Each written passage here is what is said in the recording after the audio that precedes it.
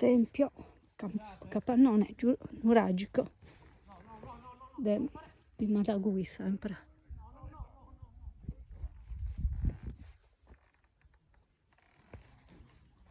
Mentre Iris si è allontanata per andare a mangiare e rompere le balle alle persone che stanno vicino, noi ci andiamo a vedere questo capannone nuragico. Vediamo qua delle sedute.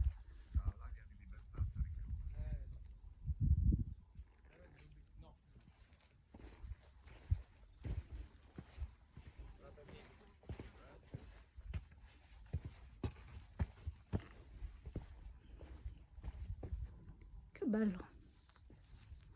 Sedute, ricorda molto la capanna del Capo.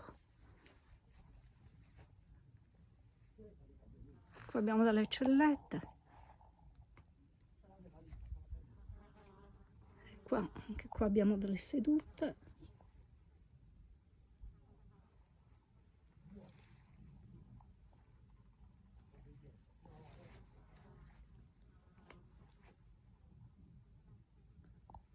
Particolarissimo. Selciato, praticamente conservato, perché come vedete lo vediamo qua. E poi qua sicuramente i resti del focolare, cioè si vede una cosa circolare, anzi no, neanche circolare, quadrata forse, sì, quadrata, e poi dentro ci sono delle pietre, ma probabilmente fungeva da focolare al centro di questa struttura molto particolare.